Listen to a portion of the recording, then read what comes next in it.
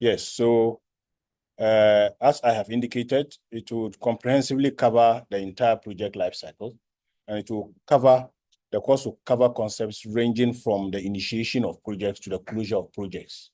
We'll look at issues concerning scope, issues concerning scheduling, resource allocation, how do we manage risk, and how do we manage stakeholder communication and other engagement. So hopefully at the end of the course,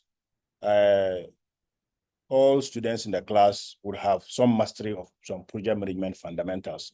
I also see it as an opportunity to prepare you for the project management professional examination if you understand the concepts very well.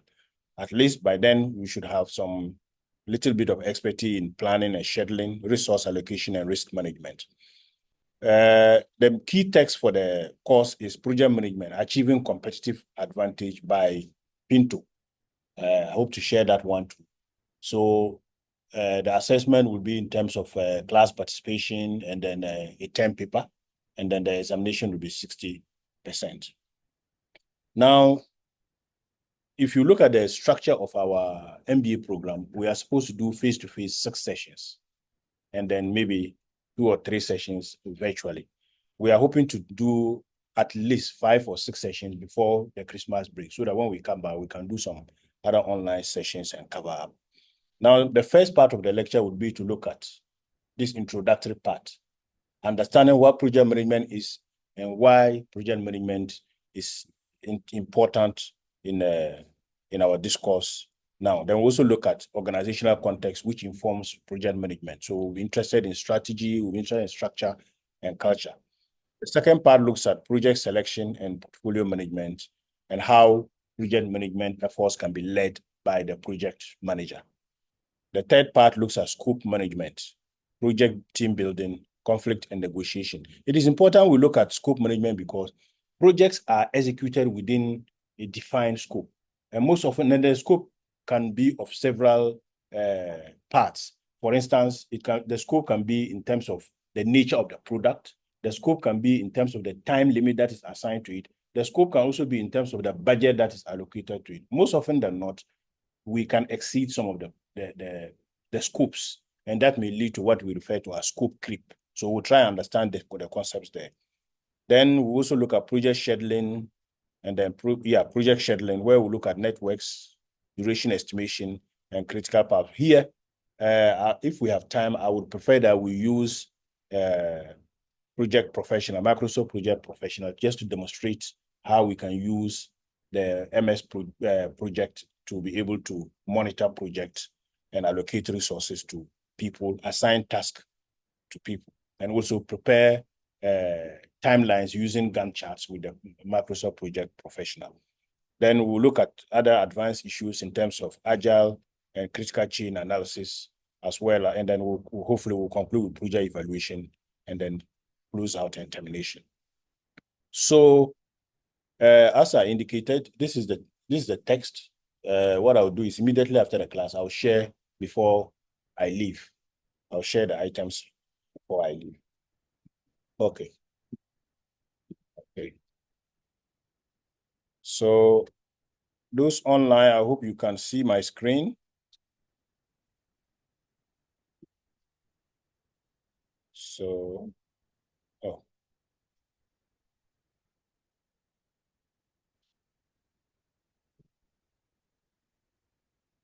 So let me stop and share the PowerPoint.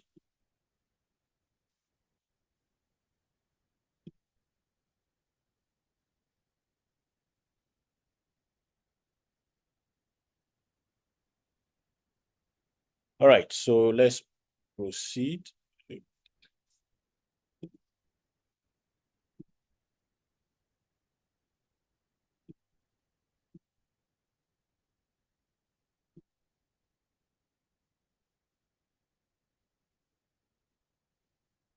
Oops.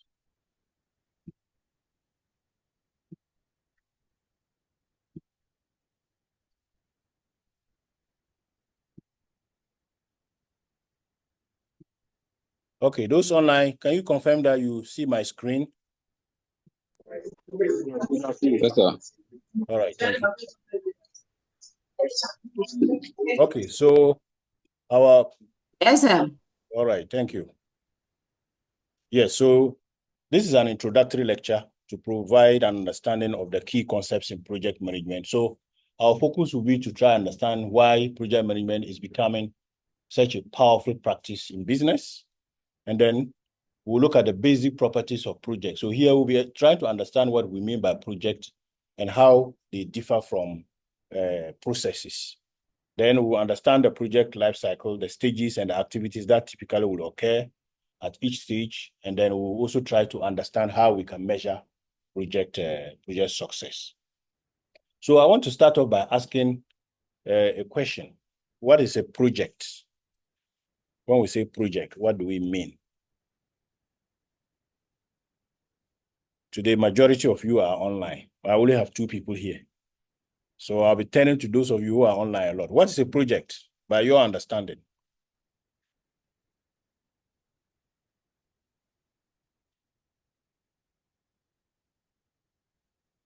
Layman understanding. When we say project, what do we mean?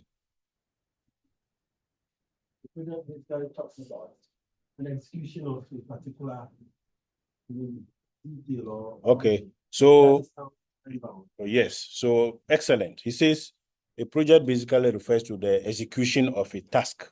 And usually that execution is what? Is time bound. Very critical point. I think the important thing for me in your explanation is the fact that it is time bound. So when we say projects are time bound, it means it has a designated lifespan. So in a business, if you initiate an activity, that will lead to the production of a service or the provision of a product. It means the product or service should be delivered within a specific time. Is it always the case that projects are delivered within a specific time? No, projects are not always delivered within a specific time because there can be what? Failures in terms of delivery. Are you getting it?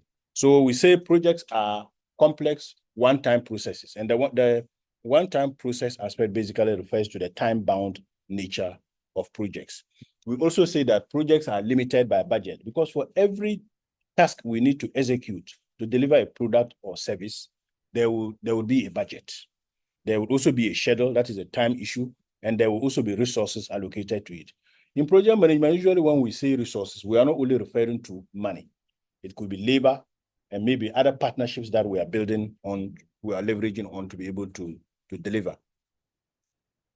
In our explanation of what a project is, we always end it by saying that it will lead to the execution of a task. Completing the task will mean that it will lead to the delivery of a particular good or service. And because of that, we always say that projects are developed to resolve a clear goal or set of goals. And the goal or the set of goals will be the product or the service we are going to. And usually, when we embark on a project, it may be to satisfy someone's requirement. And we also say that projects are customer-oriented or customer focused. Based on this understanding, we can basically explain that a project is a temporary endeavor undertaken to create a unique product, service, or resource. We say it is temporary because it is only even an organization. We look at our explanation of what an organization is in other courses. We would say that an organization, looking at the process perspective, we see that an organization is a collection of what? Different business processes. Are you getting it? But if you look at the nature of an organization, accountants will tell you that the organization should be seen as what? A going concern. Basically, what they mean is an organization is not a temporary entity. The lawyers will also tell you that the organization is a persona, it's a person.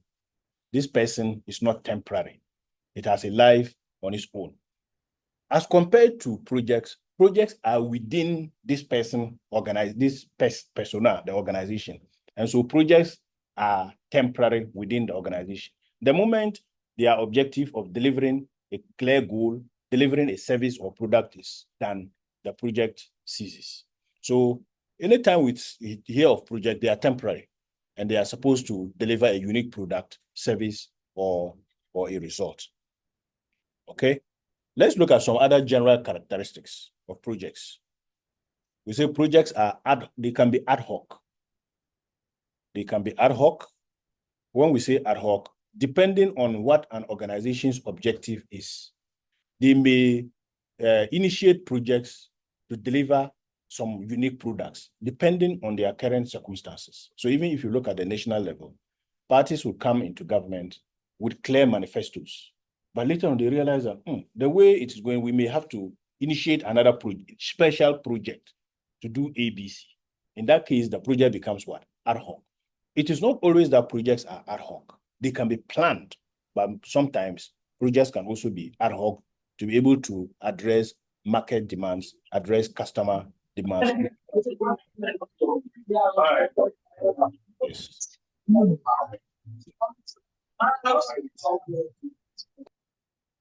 Okay. Then projects are building blocks in the design and execution of organizational strategies.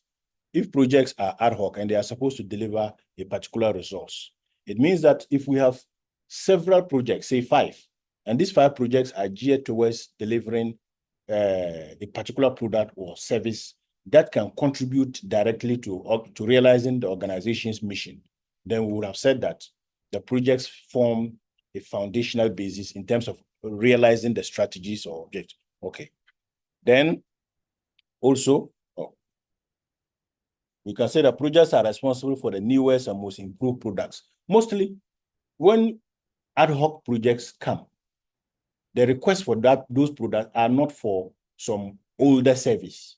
They are usually for some renewed taste to achieve some. Okay. Then we also say projects provide a philosophy and strategy for management of change. The course of the organization may be clearly mapped out in their national manifesto, organizational strategy. But depending on market demands, organizations are free to change their strategy to align with the demands of the market. When, just like we describe processes, and we said some processes can be geared towards maybe a particular function. Other processes can be cross-functional. If a process is cross-functional or a project is cross-functional, then it means that it is not only dealing with one particular functional area in the organization. The project will cut across accounting. So for instance, if we have a contract to deliver a particular project, the estimates will be done by accounts, design and other things will be done by a different department. Several departments will have to play a role in the execution of the project. So we usually will say project management entails what? Cross-functional and other organizational. Okay. Traditionally, the concepts of management, planning, organizing, directing, and controlling, when we are looking at project management, they all still apply. And we also indicated that when we are trying to execute a project, we are basically trying to satisfy customer requirements. Now, let's see, when we say project and process, are they the same? Process and project, are they the same?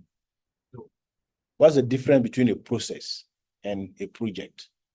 For a project, we already indicated that they are ad hoc, one-time activities or endeavor geared towards delivering a particular goal, service, or product. What is a process?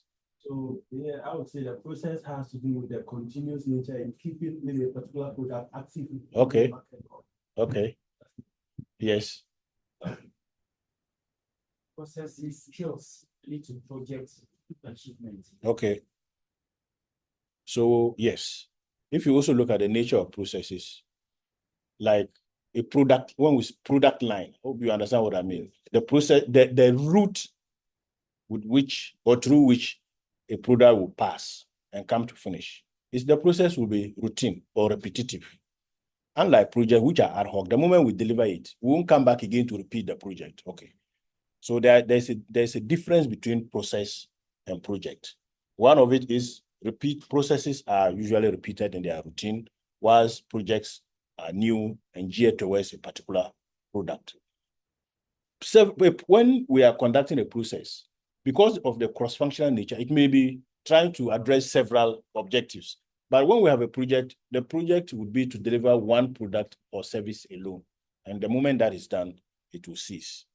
Then we also indicated in our explanation that projects are one-time activities, so short-term, whilst processes are always routine and what? And ongoing. All this clearly indicates the difference between what a project is and what a project is and what a process is. Now, I want us to look at what may likely lead to a project being successful. We'll look at the factors that will contribute to that. Now, in terms of this particular course, when we are given examples or the concepts we are trying to understand, our focus would be not on all kinds of projects, but on what? IT management projects. Because of the nature of the program, you guys are doing MBA, MIS, so IT management projects. Now, some statistics to bore you with. Software and hardware projects, statistics indicate that many IT projects, they have a failure rate of 65%. This is contestable. The objective they were geared towards, mostly that they fail. Many academics will tell you the differences in terms of why it would fail. These are just some statistics. Then also that over half of all IT projects become project runaways. The key word there for me is runaway. When we say a project is runaway, basically what we are saying is that there are some critical aspects of the project which we will exceed, but that excessiveness is negative on the outcome of the project. And I'll give you an example. If a project is budgeted, resources will be allocated to the project. And the resources can be labor, it can be finance, it can be time. If a project is initiated and the duration is 1 year, and the project exceeds 1 year, we can say that the project has become a runaway project because it has exceeded the time limit. If we have exceeded the budget, there's also a project runaway. So when we say overall, over half of all IT projects become runaways, in one way or the other, it is right because either we will exceed the cost, we may end up hiring more, we may end up not delivering on time, and many other things. And so projects can easily become runaways. Then also, another statistic is that only 30% of technology-based projects and programs are a success, supporting the first point that approximately about 65% of them don't deliver on point. When it comes to even government projects, it's even worse. Government projects are usually project runaways. They usually will exceed the time. Many a time when government projects, and sometimes projects can become project runaways intentionally by stakeholders who are engaged in the project because of the issue of what? Corruption. Because it is only when it becomes a project runaway that they can request for more funds to execute the product. So the more delays they cause, the more expenses they incur, and the more they can siphon resources from it. Alternatively, a project runaway can be cured by delivering right on time, right within budget, but still the project can fail. So it is not only project runaways that lead to project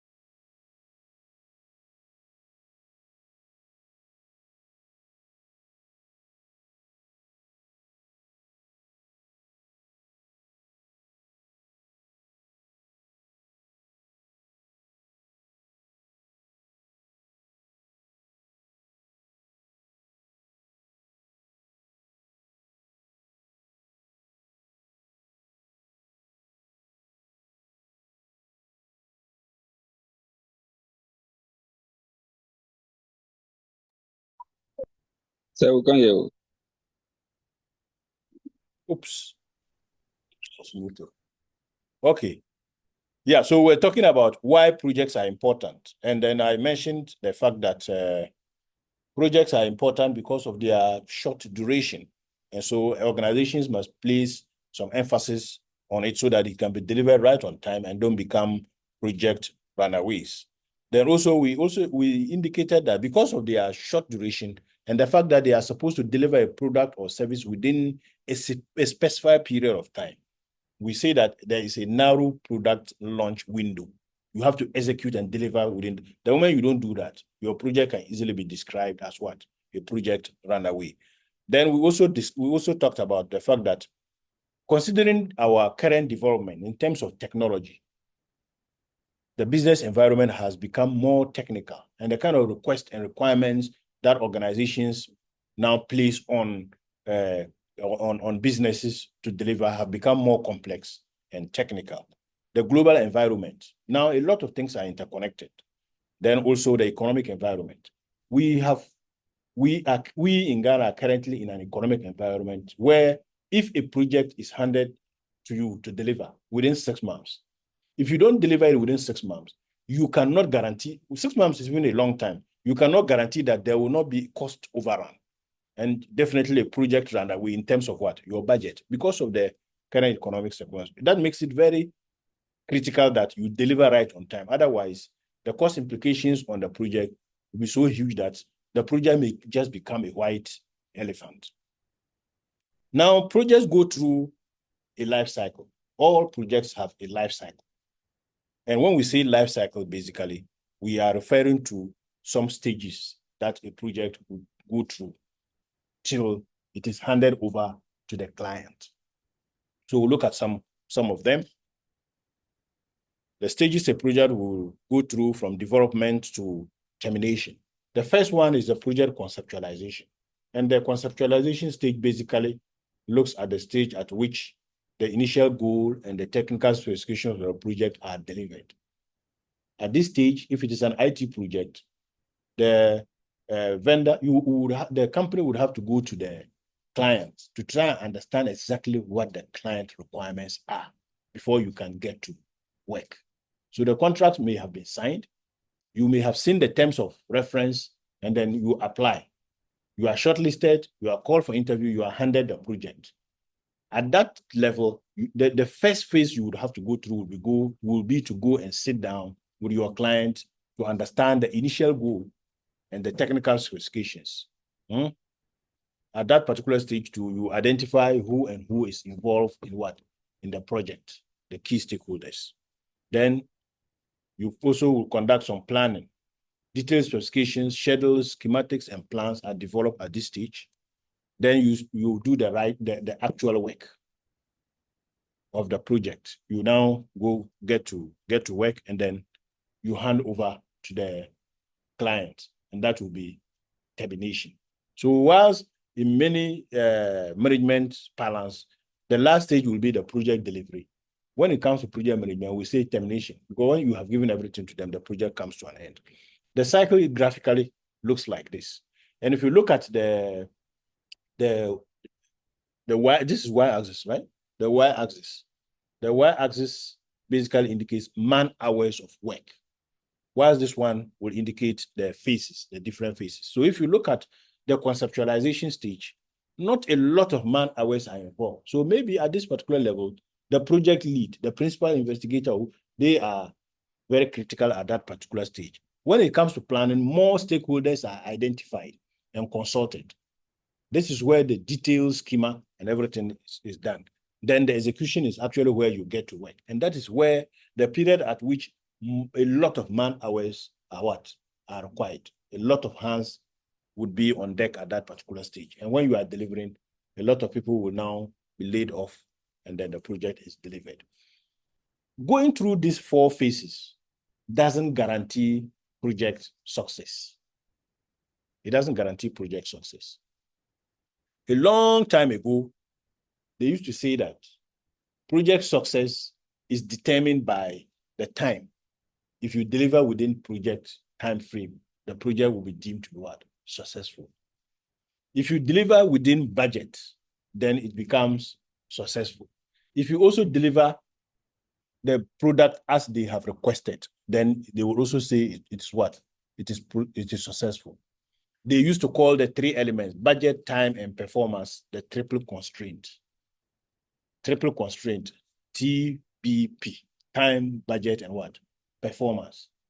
But these days, project management professionals are arguing that the traditional triple constraint model is not right, because you can deliver within time, you can deliver within budget, and you can deliver the right product and go, and the client will still have issues with it. So client acceptance was identified as one other critical element that needs to be added to the triple constraints, so that we don't have what? 4 factors. And if these 4 factors are satisfied, then we can now say that the project is what? It's a success. So we are looking at 2 main concepts here. Initially, it used to be the triple constraint. The argument of adding the additional constraint, which is the client acceptance. Then we have what we call the quadruple constraints. So in project management, there's always a contrast between the two, the triple constraints and the quadruple constraint. These terms they underpin project success. So when we are discussing project runaway, sometimes we try to look at this. The product they were looking for, did you deliver? No. There's an issue there. Project runaway.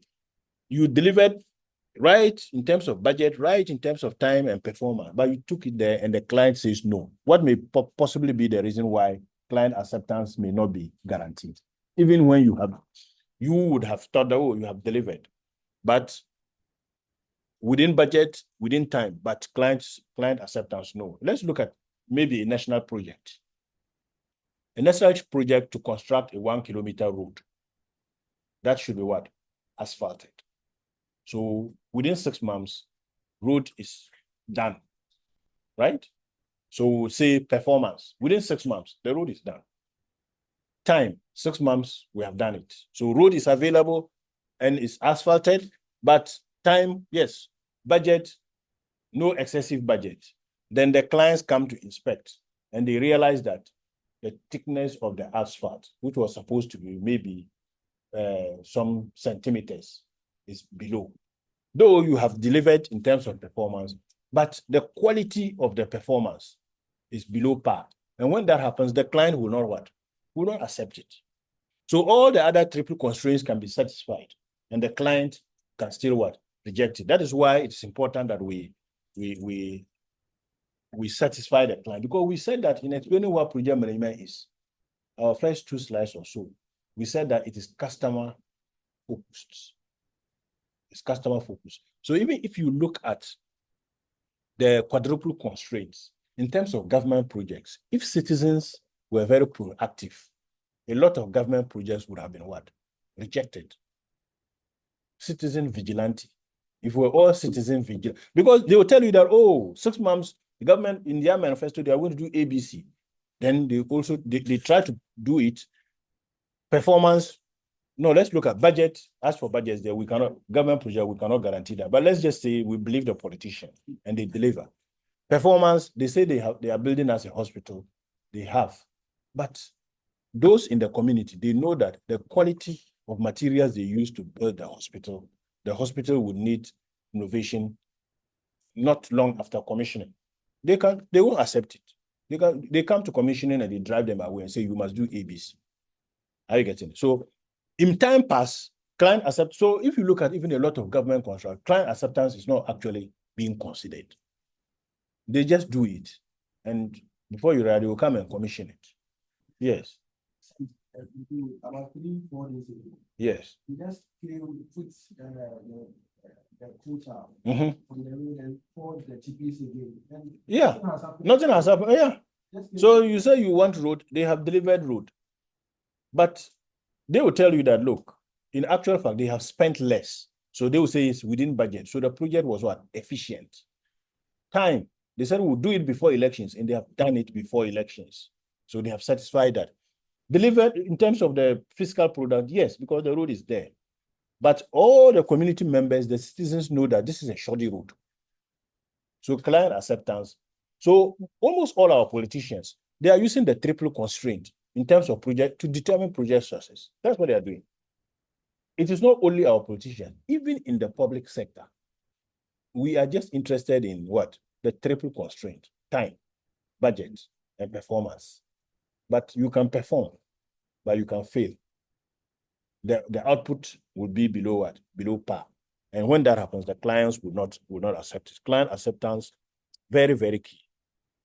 Apart from using the triple and the quadruple constraint to determine project success can also be determined by using some 4 dimensions.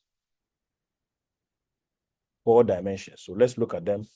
The first one is project efficiency. And project efficiency basically involves meeting budget and schedule expectations. So that one is still looking at budget and schedule, time. Is combining it into project efficiency. Then the second one is looking at impact on customer. So before you started, you engage the customer to understand customer requirements and what? Specifications. So the moment meeting technical skills, addressing customer needs and creating projects, that's the moment the customer is fine. So you see that even with the impact on the customer, the client acceptance, which is the part of the new constraint for the quadruple, is critical in this particular. Yes. Then business success, determining whether the project achieved significant commercial success. And then the last one, determining whether the project opened new markets or new product lines or helped to develop new technology. Last one, how can we prepare, how can we deliver projects and ensure that the projects prepare for future? Let's use the example of the road you have just indicated. When governments construct roads, road projects, when they complete it, the idea behind it is that it will open up the what? The community. So accessibility. People will now be able to access education. They will be able to access markets, health, and many other things. So you do the road, within some few months, it's riddled with potholes. Was it last year or so? A road was washed away by rain. If the quota and everything was washed away. So performance, they gave us road within the time. So if you look at it, the last one, mostly, so client acceptance, when we're looking at the quadruple constraint, and when we're looking at this 4 dimensions, preparing for the future. These days, our politicians don't do that, even in the public sector, because they say that if you are a project manager and you want to make your money at the back of the project, you deliver, but to be shoddy, so that you will do the same project again. Because if the project, not exactly the same, the project will come in a different form. Renovation, refurbishment, and then you take it on again. So they will now even go and influence the client and say, oh, yeah, if you do it this way and you get this, next time we'll come. That is the bane of our project management in the Percentages. It's the percentages, it's the kickbacks. The project impact on the customer is key. This, I think I need to upload details here. Okay. But when we're being sent to communities, Okay. we identify the community problems. Out of that, we identify the key, we call it core problem. The core problem, yes. This, you're able to know which of among their problems. Would they want to solve? Yes, yeah. Yeah. The UDS people, you see that. So you see that these were actual project management stuff you were doing. So these are the 4 dimensions: project efficiency, impact on the customer, business success, and then preparing for the future. Okay. Now the last concept we will look at would be project management maturity. Yes. The citizen vigilantism, sometimes if you want to take that challenge, that tax upon yourself, society perceives you to be the bad nut. You are the bad nut. Unfortunately, it is not only in the society, even in an organizational context. The gentleman who asks the most questions is usually tagged as the saboteur. Yeah. So it may just be that you are interested in, as a client, to ensure that everything is delivered right on time, right on point, but people will still tag you. Is in our society, I blame it on the over politicization of everything we do. Because people see everything these days with a political color. Yes. Otherwise, a lot of the project runaways we experience in our national discourse, citizens can easily stop it. Yeah, they can serve as the watchdogs over whatever project is going on in their community, and nothing can be sold. A typical example, just look at our building here, the one that collapsed. Yes, right in the university premises, shoddy work. It was only after it collapsed that people were now, I'm being recorded anyway.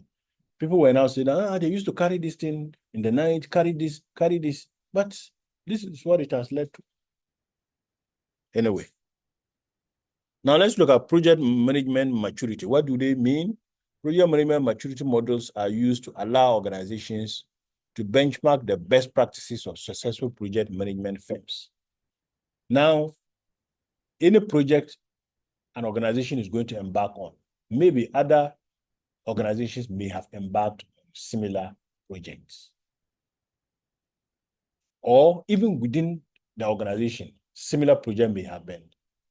There's always that opportunity to learn from that project. How can we use projects? We can learn from those projects by benchmarking whatever we're going to do against that. So anytime we're talking about maturity model, we're thinking about how organizations can benchmark whatever they are going to do, either with best practices elsewhere or within the organization. There are several project management maturity models. When we say benchmarking, it basically involves managing the process improvements of projects delivery by a single organization over a period of time. What we have been doing, we can use that as a standard. This is the way we do things here.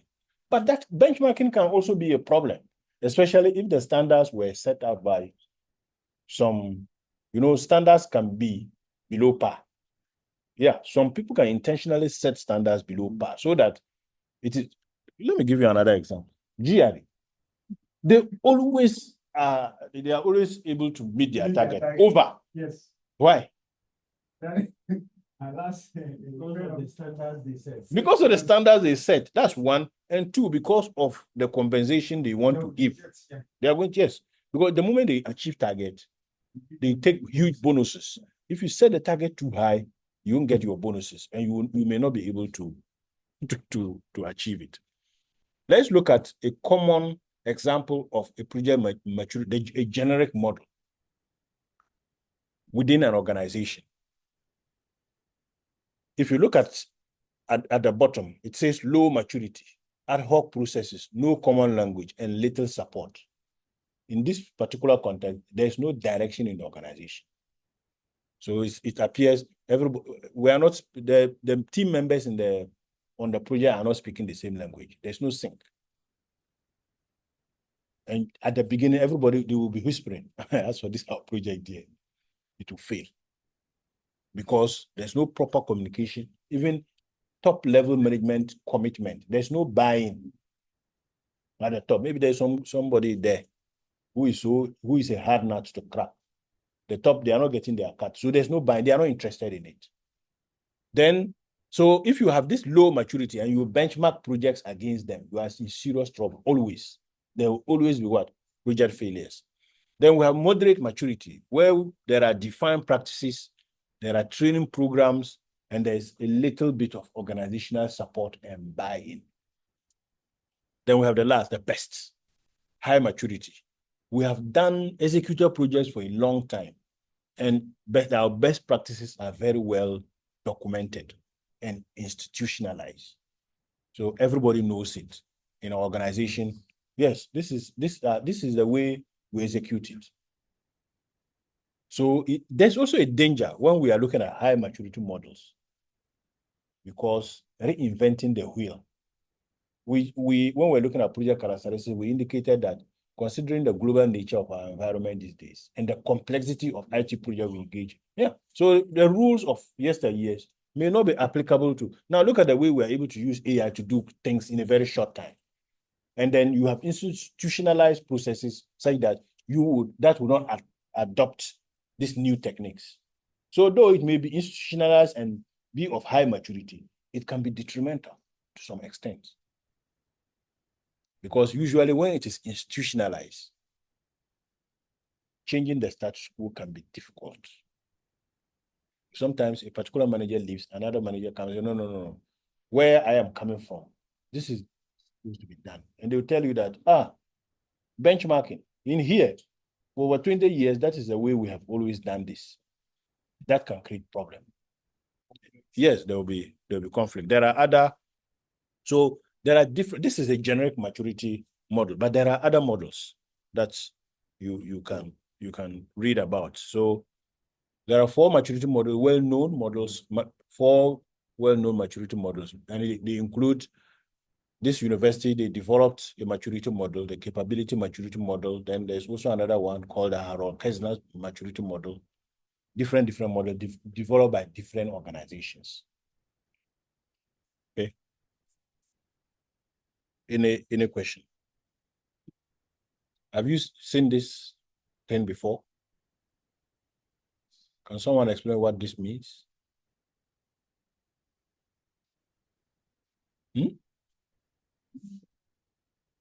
What kind of diagram is that?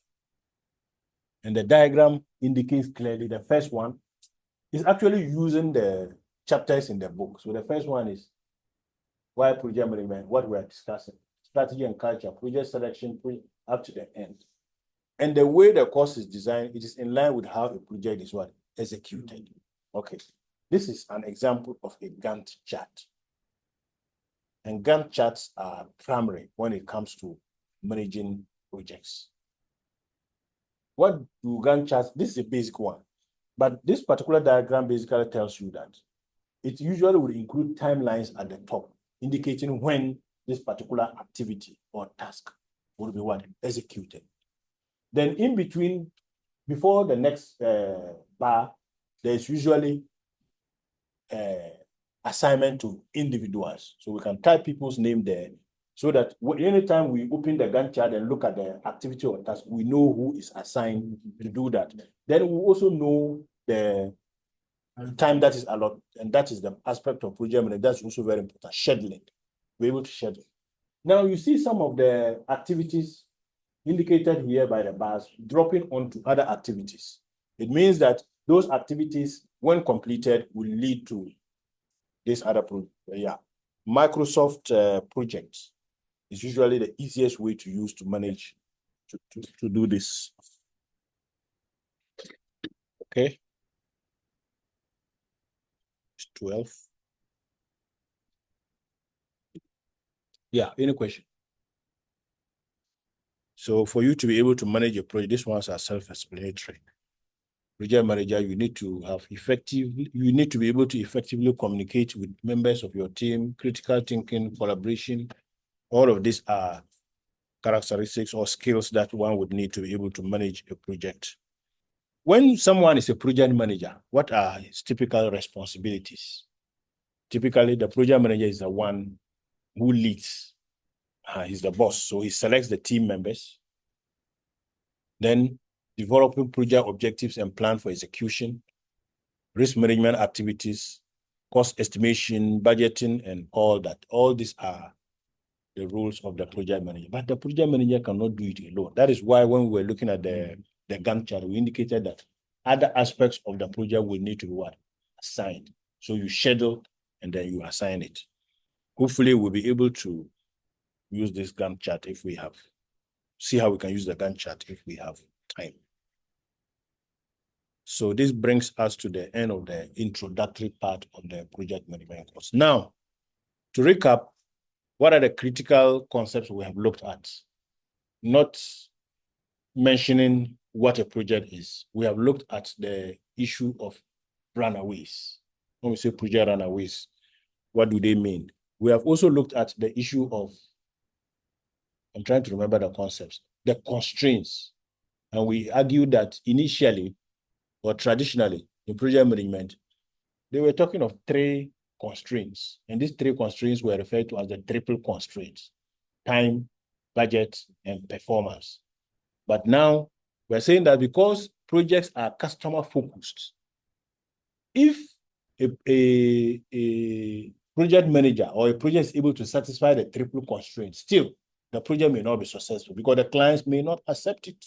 And so client acceptance is added as the fourth constraint. So in that case, we are now moving from what? The triple constraint to what? The quadruple constraints. Then we also mentioned the issue of the project life cycle, where we indicated that there's conceptualization, there's planning, there's execution, and there's termination. Then we also said that in determining project success, we need to look at quite a number of things. Apart from the triple constraint, the quadruple constraints, we also looked at some 4 dimensions which we can use to measure project success. And we said they were project efficiency, and then project efficiency was 1, impact on the customer, business success, and the last one, how can the project prepare for the future? Where we use this particular diagram. And then we ended up by looking at the project management maturity model, where we looked at issues of low, medium, and then what? Moderate and then high maturity. Okay?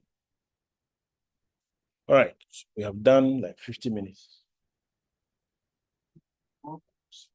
Yes, it's 12:07. Those online, I think they have asked some questions. Okay. Yeah, they can see the screen. Yes. Yeah.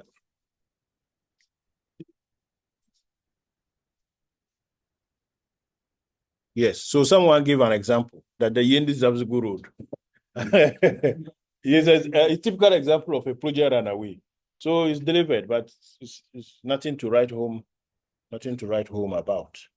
Now, sir, in construction, we have something that we call a retention. Okay. Whenever you deliver a project, there is some amount of money that the state would They will hold back. Give some period of time, 1 or 2 years. If something happens within that period, then they will then use that retention. They will call on you to come and repair those damages before you then give that back money back to you. If nothing happens within that, then you can claim the retention. Yes.